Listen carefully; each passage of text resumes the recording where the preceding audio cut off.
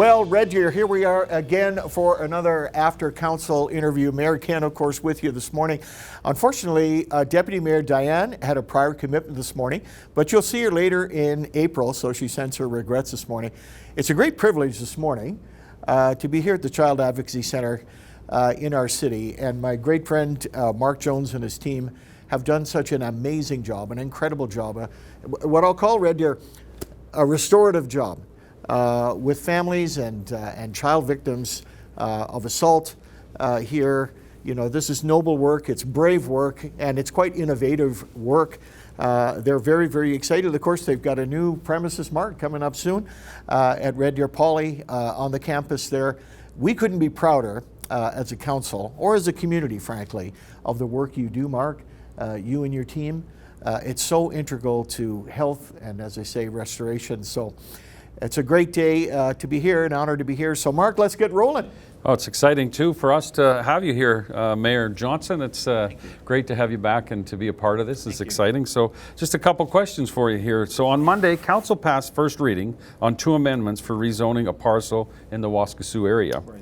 If you wouldn't mind, could you, while this item will come back for a second and third reading in May, including a public hearing, can you speak a little bit about the consultation process of rezoning amendment and the number of comments received by this particular rezoning? Yeah, absolutely. Thank you, Mark. You know, first of all, when a zoning application is received at City Hall, which of course this was an application to rezone a piece of land there, the response is to go out into the neighborhood or surrounding businesses or both and let them know that an application is in the works. This triggers a hearing at council. So the bylaw, it's a change in the particular land use bylaw, that comes to council as it did yesterday. Typically, on first reading, council will go in and approve first reading without a lot of debate, simply because it triggers the ability for a public hearing. If first reading, for example, had either been tabled or declined, there would be no opportunity for that public hearing. So in addition to notifying the neighborhood, we now will announce, or more likely maybe as of this morning, have announced the date for a public hearing, which is May the 3rd, Mark. And it's a special council meeting because we expect many residents will want to come and be heard at that public hearing.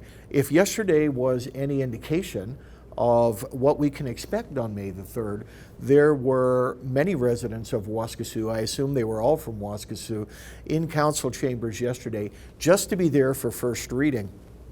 So I think it's an indication that Waskesiu wants their voice heard in the matter, and of course that's what a public hearing is designed to do.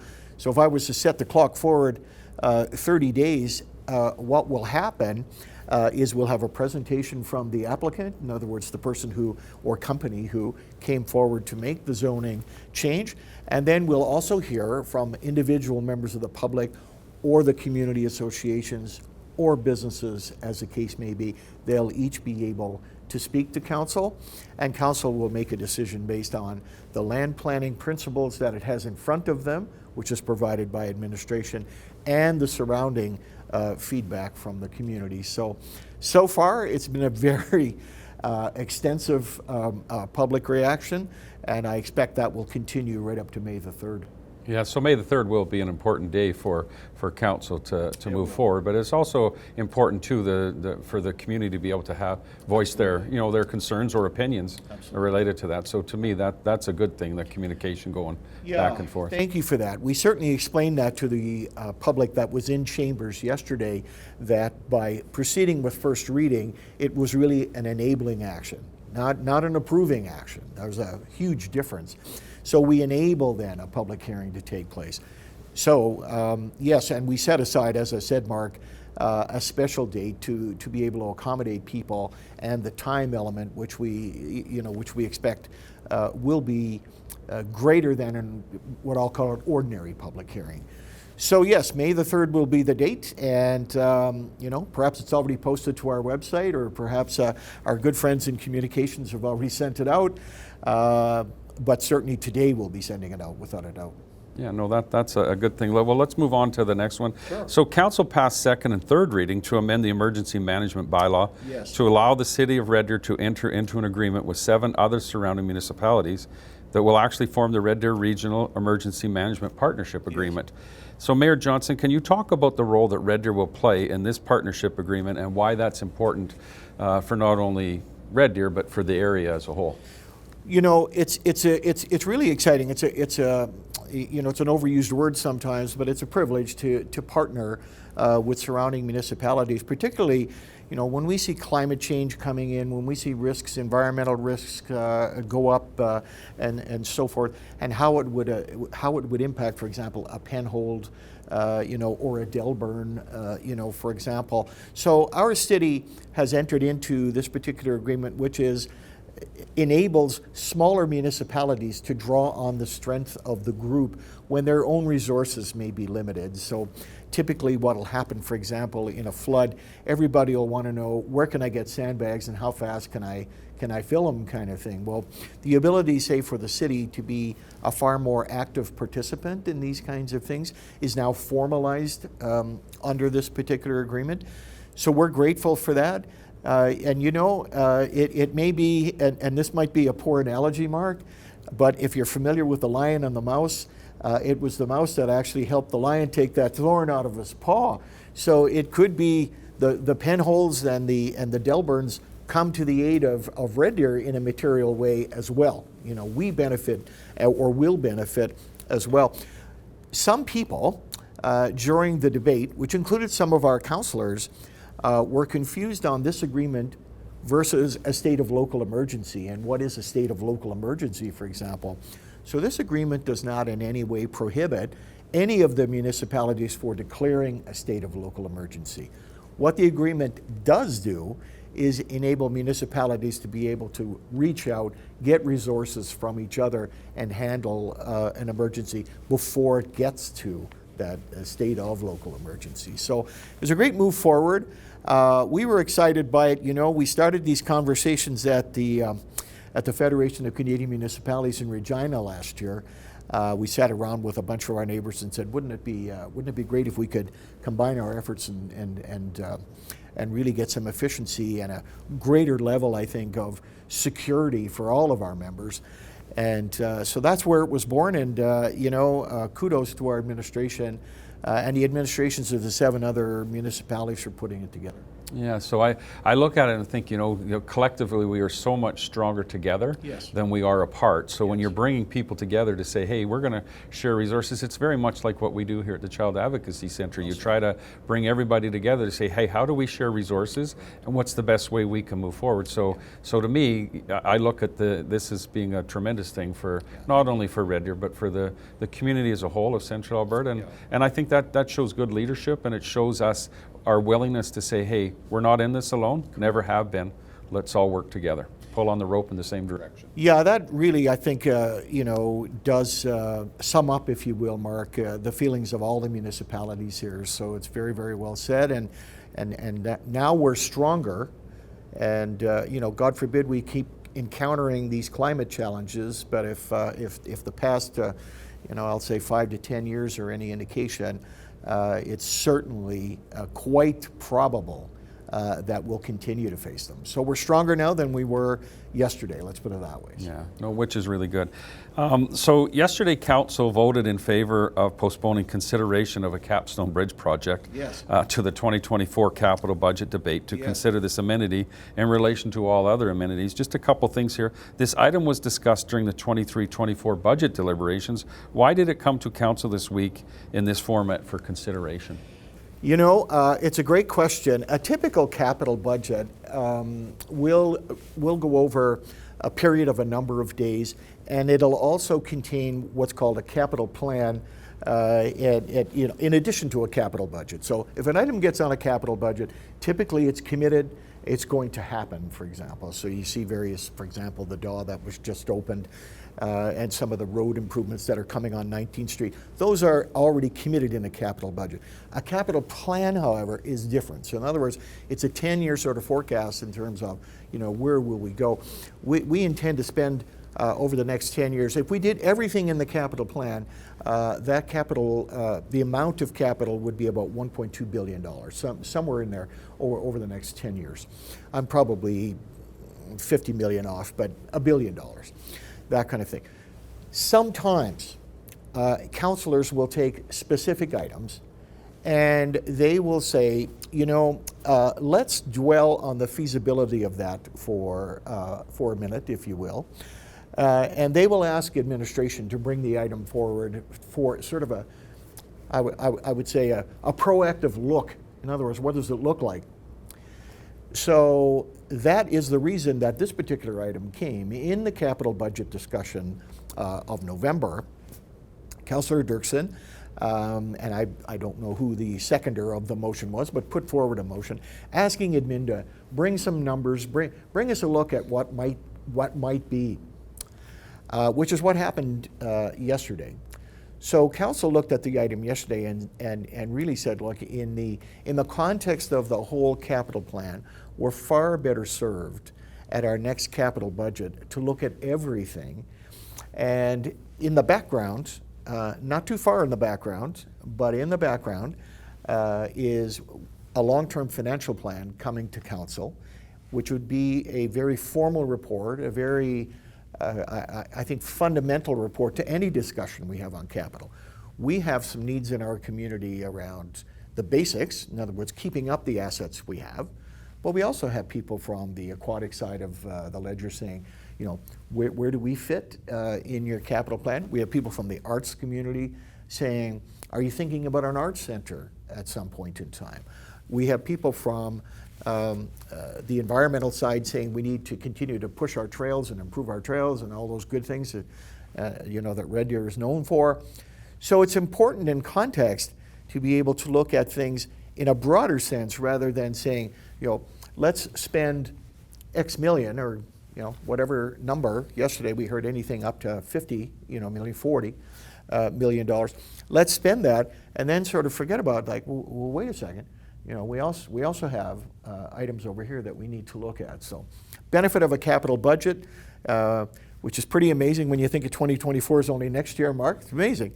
But the benefit of that would be that overall look and also the long-term financial plan that'll come to council as well, which will talk about our debt limit and where we go, our level of taxation, our business versus residential ratios, government support programs. All of those things need to be considered before we take I'll just say a leap off a bridge, if you will, Mark, and that kind of thing. So I'm looking forward to that. That was really good how you got that leap off a bridge on this. And you know, the thing that I find really interesting about this too is when you're talking about a plan, that's exactly what it is. And you've explained that perfectly for people to understand, because quite often when people see something, they say a capstone bridge that's going to connect, you know, Bauer with the capstone area, they automatically say, oh, it's getting done. This is happening. And then they see a price tag to it and they go, oh, how can city council decide that? But you've done a great job to explain to people there's a difference between a plan and actually put it into a budget. So, sure.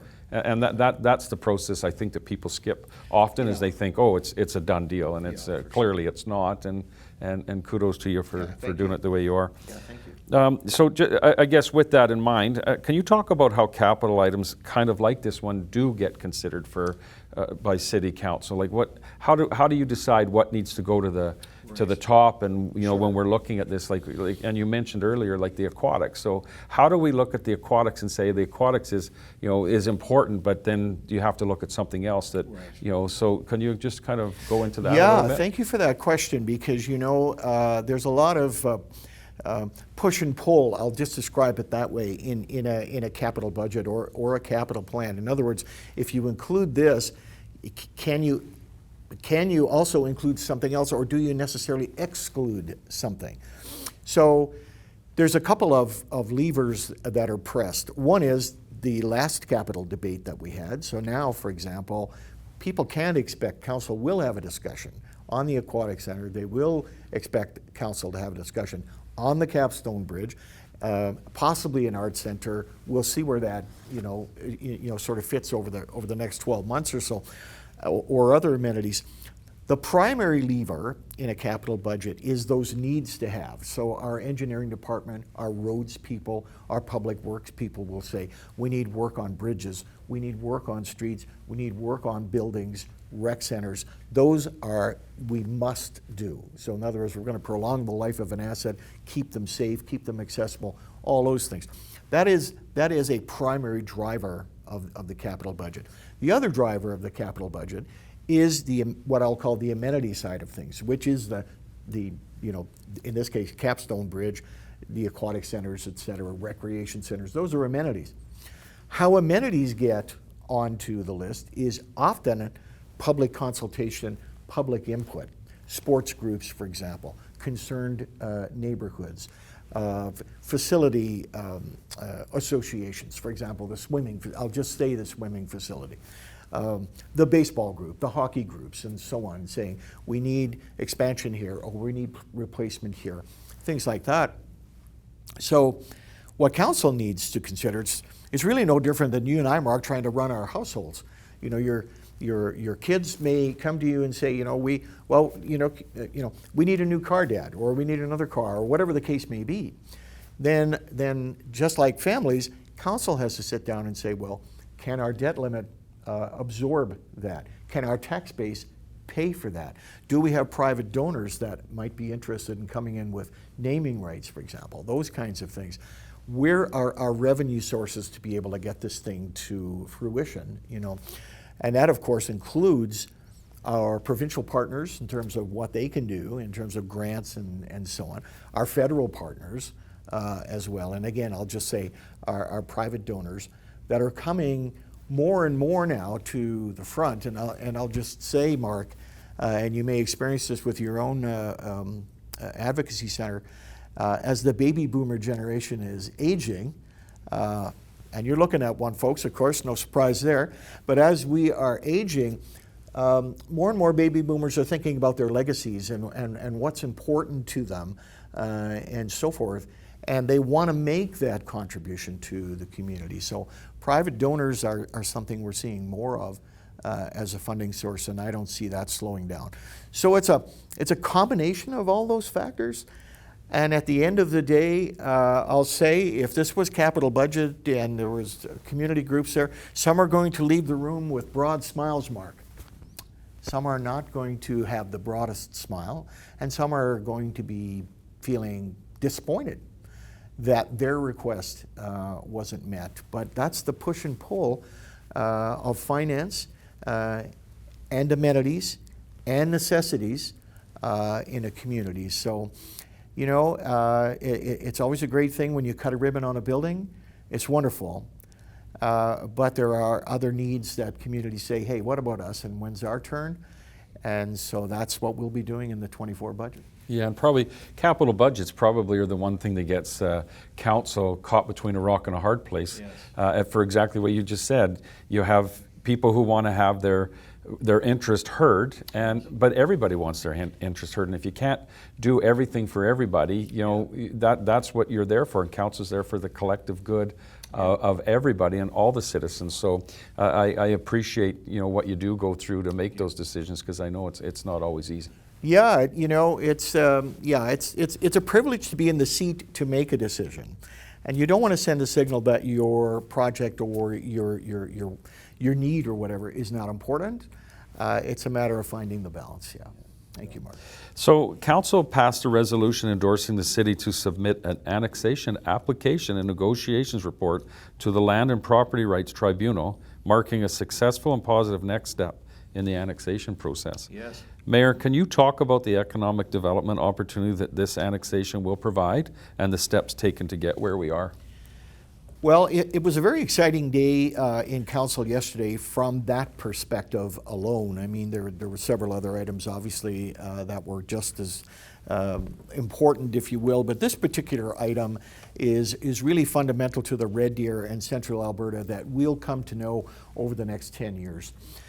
So what started in February of 2022 was a formal expression of an annexation application by the city to the county over 140 40 acres, that's what, 250 or so hectares of land, which is fronting Highway 2 across from 11A, from Highway 11A. It has the potential to be a $300 million development, what is called in the industry a commercial power center, it's called. So it has, as I say, the potential to be a $300 million development. So you can imagine the job creation, the economic spin into central Alberta that impact would have from a construction phase right through an operational phase. This is a major step forward for Red Deer in central Alberta. So typically what would happen in a case like this is the city would give its approval for the actual formal presentation of the application. So that's what we did yesterday. The county will look at it today, this very day, and we're optimistic they will also give their approval because the annexation parcel is in what is called the city's growth area. The city's growth area includes county land, and the city has now made as I say, a formal application to annex that land into the city. So we anticipate the county will be a wonderful partner, as they always have been with us, and agree to that application. Then it proceeds to the Land Rights Tribunal. The actual decision to allow the annexation does not rest with the city or the county. It rests with an independent tribunal. That tribunal will hold a public hearing 6 weeks from now.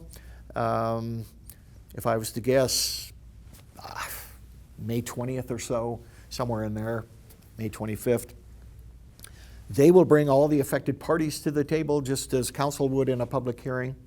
They will decide on the positives and the negatives, if you will, around it. If they approve it, it proceeds then to the cabinet table, to the provincial cabinet table, where the province will put its final stamp on the annexation.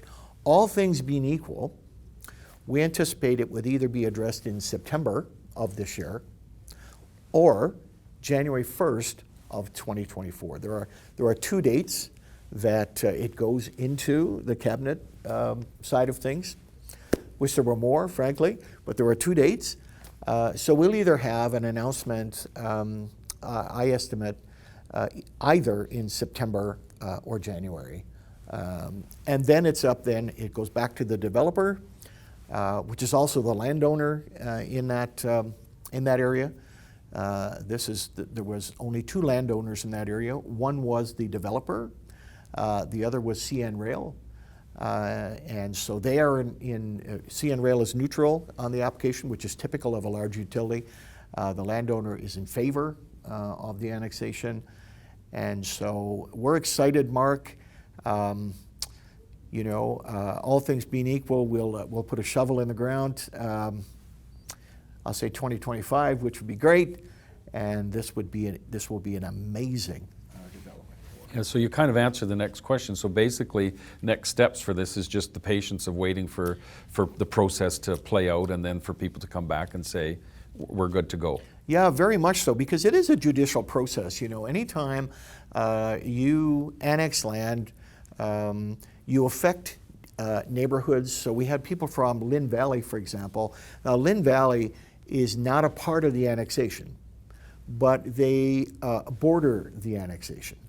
So you need to hear from those residents and so forth.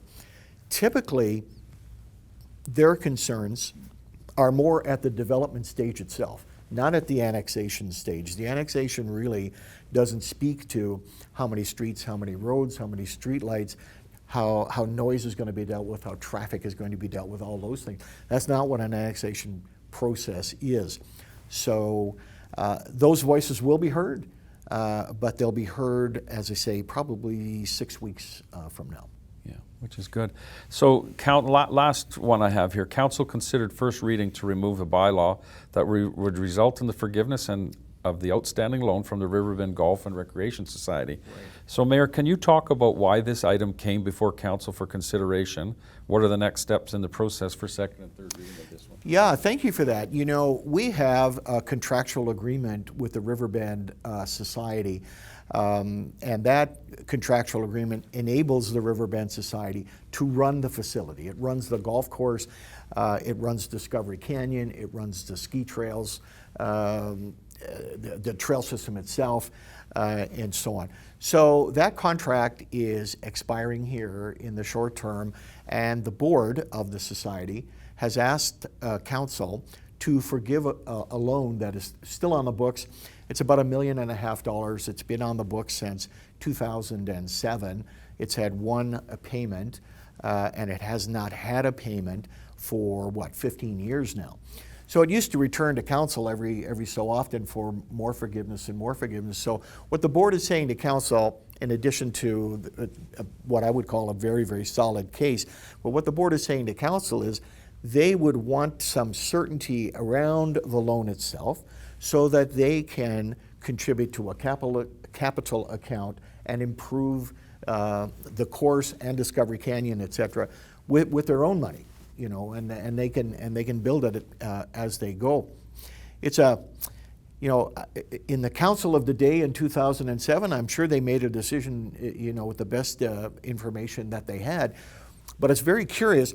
We owned the asset that we improved with the $1.6 million in those days, and we turned around and said to the society, we're improving our asset here by $1.5 million, and you're going to pay for it, and so on. And at the time, that was the arrangement that was made. One of the questions I asked in the meeting yesterday was, what's the assessed value of Riverbend on the city's books? And it's close to $8 million, and so here's this loan of $1.5 million, which we've improved our own asset, and this is why our finance manager said that we really made a loan to ourselves. So, it's a bit of a curious arrangement. We never borrowed originally for it. The city never did borrow for it. It had money in reserves, which it built the clubhouse, and it was really the clubhouse that took up the funds. So this is an opportunity now for second and third reading, which will be a month from now. The public will be able to weigh their own comments in on it, and council will consider second and third reading.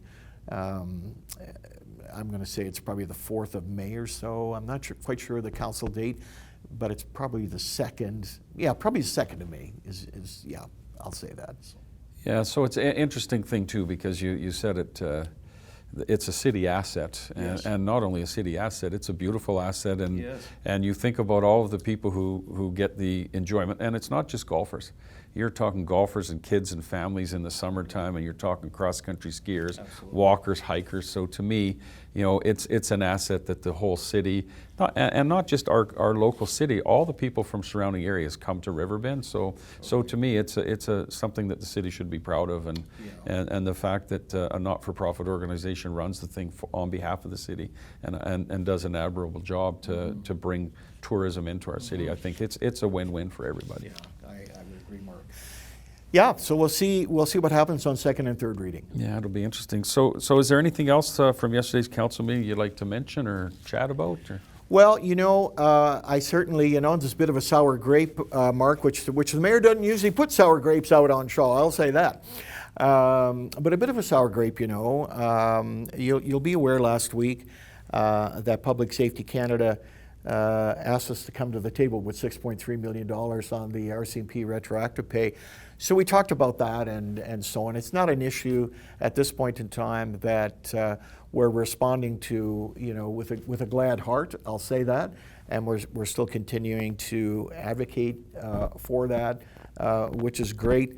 So I'll just say, to the viewers, stay tuned for where we go with that. But in terms of being able to close with some kudos again to you, Mark, I'm happy this morning, which is a habit for us here in Shaw. Thank goodness. for their patience here to help promote your Brick by Brick campaign. I'm really happy to do that. And there's a couple of keychains here, folks. They're $20 a piece.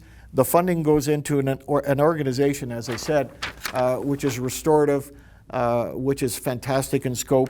And Mark, how can folks jump in and participate on this? Yeah, so we have so many opportunities for them to go to any of our participating vendors and stores that are partners of ours. And I would just guide them to go to centralalbertacac.ca, our website, and follow the links there. And mark in your save the date for April the 20th. We have a full day event, one-day challenge at Bo's Bar and Grill.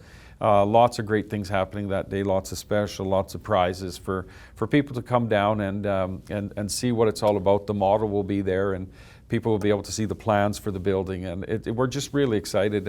We're down to 5 months, and we're moving into the new building. Yeah.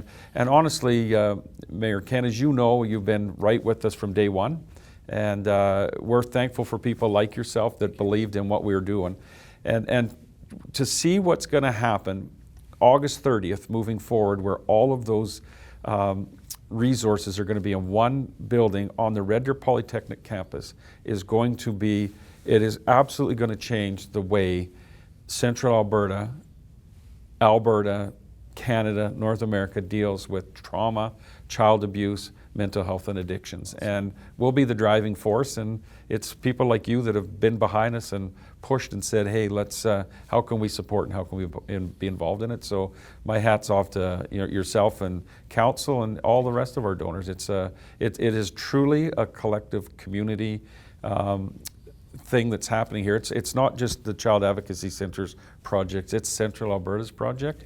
So kind of the highlight of going back, it's the collective of so many people making a good thing. Yep. Yeah, I couldn't agree more. So Red Deer, until next time, this is Mayor Ken, and hopefully on our next get-together, Deputy Mayor Diane will be with us at that time. Stay safe, Red Deer. Continue to believe in your community. Get active. Get out there and be a volunteer. Stay well. So long from Mayor Ken.